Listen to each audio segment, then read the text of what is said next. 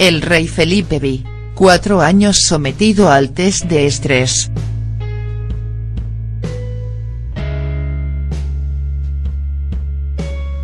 Han sido 48 meses, 1462 días.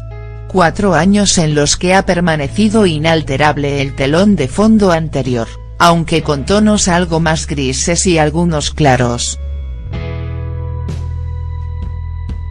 Durante los años más duros de la crisis financiera, más de un bancario se quejó amargamente, incluso en público, por el extraordinario rigor de los famosos test de estrés, que simulaban la capacidad de la entidad ante situaciones extremas con el fin de evaluar su solvencia. Nos ponen en situaciones extremas inimaginables, decían algunos. No eran tan inimaginables, como se supo después. La realidad superó en algunos casos a la ficción. Y lo cierto es que aquellos test ordenaron la cascada de fusiones por absorción a la que hemos asistido durante los últimos años, que en algunos casos fueron simples ventas de unas entidades a otras. Lo que sí era inimaginable en junio de 2014, durante el solemne relevo en la jefatura del Estado, es que la corona española fuese a entrar en modo test de estrés permanente, durante 4 años ininterrumpidos, de momento, con inputs no simulados. Ni el mismo Felipe V se lo esperaba. Han sido 1462 días en los que la microhistoria de España ha puesto a prueba, con una cierta contundencia, la capacidad y la solvencia de la institución monárquica, la de la familia real y, por ende, la del conjunto de las instituciones del Estado.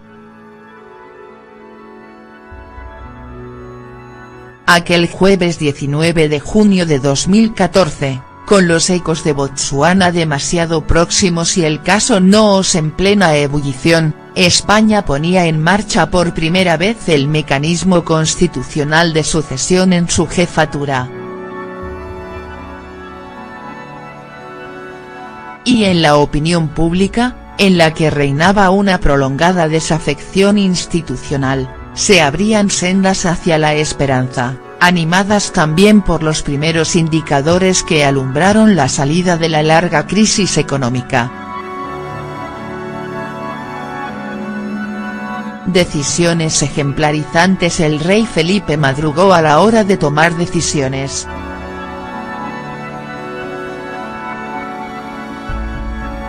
Una de las primeras, como recordará el lector, fue de carácter económico y financiero, con un nuevo criterio de gasto en el presupuesto y su sometimiento a las normas de transparencia.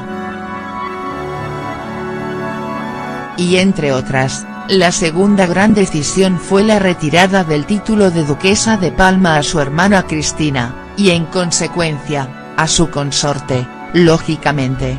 Cristina de Borbón y Grecia desapareció definitivamente de la agenda oficial. Lea aquí, ¿y ahora qué? La infanta Cristina quiere quedarse en Ginebra, pero más allá de las cuestiones que él podía ordenar, cambiar y gestionar, lo más sobresaliente de estas 209 semanas en el trono son los asuntos que le han puesto sobre la mesa otros set. O el hecho de que semanas después propusiera como candidato a la presidencia del gobierno al dirigente político que supuestamente reunía más apoyos en el Parlamento y Pedro Sánchez, fracasara, por primera vez desde 1978, al no lograr la mayoría suficiente para ser investido. Acontecimientos inéditos, por ejemplo, el hecho de que propusiera como candidato a la presidencia del gobierno al líder del partido más votado y Mariano Rajoy, renunciara al instante. Fueron 10 meses de interinidad, en los que se celebraron 2 elecciones generales y 5 rondas oficiales de consultas. Ítem más. El envite secesionista de la Generalitat de Cataluña. Contra todo pronóstico, el rey Felipe rompió expresamente el tradicional comportamiento de la corona y en lugar de limitarse a defender el marco constitucional, sin más, reprimió públicamente a los líderes independentistas. A quienes recordó que su actuación no solamente era desleal con el Estado, sino que se situaba en el tenebroso ámbito del posible delito. Y como colofón, 2 hechos relevantes: 1, el repentino cambio de color político en el gobierno como consecuencia de la primera moción de censura que prospera en la España constitucional. El rey Felipe firmó el Real Decreto del nombramiento de Pedro Sánchez como presidente del gobierno con fecha del 1 de junio pasado. 2. El ingreso en prisión de Iñaki Urdangarín, que viene a refrendar, a la postre, que nunca hubiera ocurrido algo así con las medidas de rigor y transparencia que adoptó el rey Felipe inmediatamente después de acceder al trono. Un borrón para la historia, este último acontecimiento, que coincide prácticamente con su 4º aniversario como rey de España, se revela como un borrón histórico en las efemérides de un mes tan significativo y tan especial para don Felipe. Han sido 48 meses, con test de estrés casi diarios, en los que ha permanecido inalterable el telón de fondo anterior, aunque con tonos algo más grises y algunos claros. El gris corresponde al pesimismo que induce el mal comportamiento de un significativo número de responsables políticos en toda España.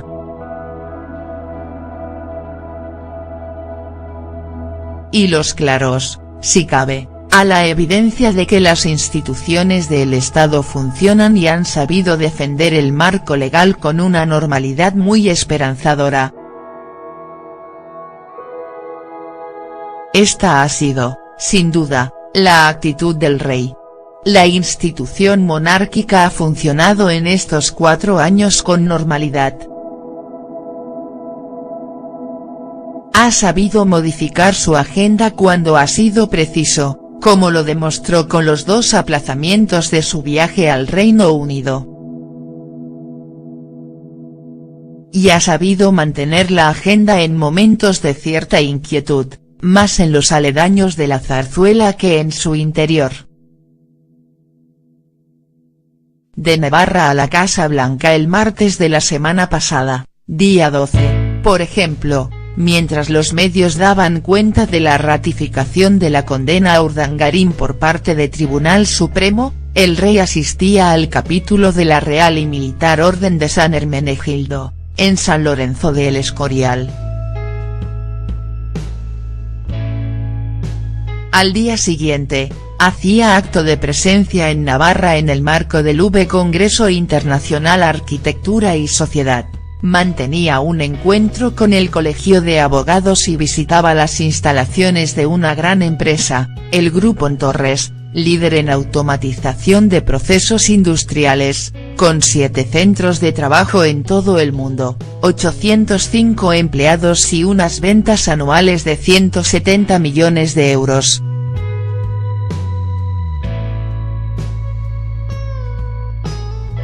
Y el viernes, día 14, viajó a Estados Unidos para participar en los actos organizados en San Antonio y Nueva Orleans con motivo de su 3er centenario, y para mantener un encuentro en la Casa Blanca con el presidente Trump, precisamente hoy, día 19, 4º aniversario del inicio de su reinado.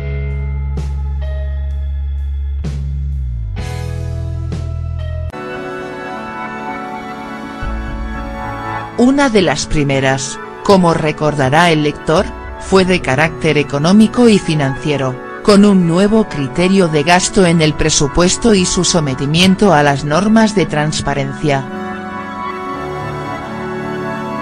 Y entre otras, la segunda gran decisión fue la retirada del título de duquesa de Palma a su hermana Cristina, y en consecuencia, a su consorte, lógicamente.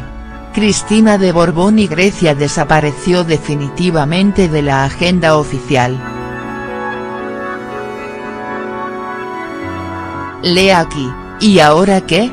La infanta Cristina quiere quedarse en Ginebra, pero más allá de las cuestiones que él podía ordenar, cambiar y gestionar, lo más sobresaliente de estas 209 semanas en el trono son los asuntos que le han puesto sobre la mesa otros set. O el hecho de que semanas después propusiera como candidato a la presidencia del gobierno al dirigente político que supuestamente reunía más apoyos en el Parlamento y Pedro Sánchez, fracasara, por primera vez desde 1978, al no lograr la mayoría suficiente para ser investido. Acontecimientos inéditos, por ejemplo, el hecho de que propusiera como candidato a la presidencia del gobierno al líder del partido más votado y Mariano Rajoy, renunciara al instante. Fueron 10 meses de interinidad, en los que se celebraron 2 elecciones generales y 5 rondas oficiales de consultas. Ítem más. El envite secesionista de la Generalitat de Cataluña. Contra todo pronóstico, el rey Felipe rompió expresamente el tradicional comportamiento de la corona y en lugar de limitarse a defender el marco constitucional, sin más, reprimió públicamente a los líderes independentistas. A quienes recordó que su actuación no solamente era desleal con el Estado, sino que se situaba en el tenebroso ámbito del posible delito. Y como colofón, 2 hechos relevantes: 1, el repentino cambio de color político en el gobierno como consecuencia de la primera moción de censura que prospera en la España constitucional. El rey Felipe firmó el Real Decreto del nombramiento de Pedro Sánchez como presidente del gobierno con fecha del 1 de junio pasado. 2. El ingreso en prisión de Iñaki Urdangarín, que viene a refrendar, a la postre 2014, durante el solemne relevo en la jefatura del Estado, es que la corona española fuese a entrar en modo test de estrés permanente, durante 4 años ininterrumpidos, de momento, con inputs no simulados. Ni el mismo Felipe V se lo esperaba. Han sido 1462 días en los que la microhistoria de España ha puesto a prueba, con una cierta contundencia, la capacidad y la solvencia de la institución monárquica, la de la familia real y, por ende, la del conjunto de las instituciones del Estado. Aquel jueves 19 de junio de 2014, con los ecos de Botsuana demasiado próximos y el caso Noos en plena ebullición, España ponía en marcha por primera vez el mecanismo constitucional de sucesión en su jefatura. Y en la opinión pública, en la que reinaba una prolongada desafección institucional, se abrían sendas hacia la esperanza, animadas también por los primeros indicadores que alumbraron la salida de la larga crisis económica. Decisiones ejemplarizantes. El rey Felipe madrugó a la hora de tomar decisiones. Que nunca hubiera ocurrido algo así con las medidas de rigor y transparencia que adoptó el rey Felipe inmediatamente después de acceder al trono. Un borrón para la historia, este último acontecimiento, que coincide prácticamente con su cuarto aniversario como rey de España, se revela como un borrón histórico en las efemérides de un mes tan significativo y tan especial para don Felipe. Han sido 48 meses, con test de estrés casi diarios, en los que ha permanecido inalterable el telón de fondo anterior, aunque con tonos algo más grises y algunos claros. El gris corresponde al pesimismo que induce el mal comportamiento de un significativo número de responsables políticos en toda España.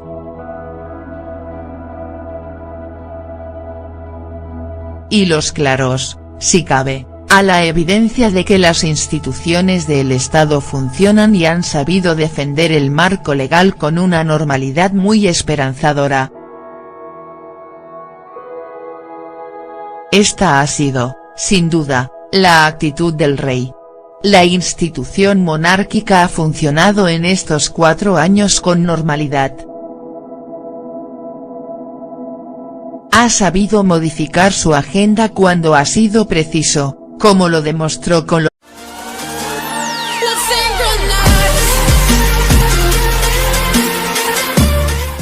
el rey Felipe V, 4 años sometido al test de estrés.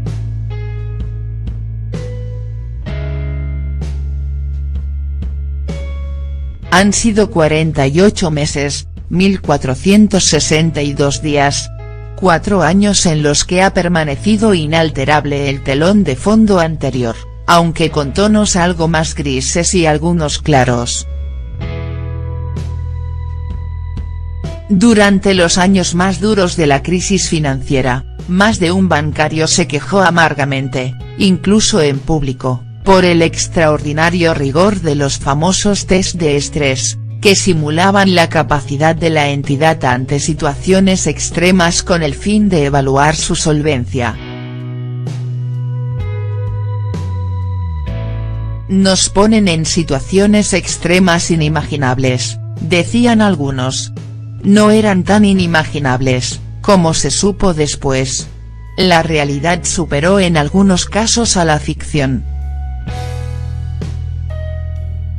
Y lo cierto es que aquellos test ordenaron la cascada de fusiones por absorción a la que hemos asistido durante los últimos años, que en algunos casos fueron simples ventas de unas entidades a otras. Lo que sí era inimaginable en junio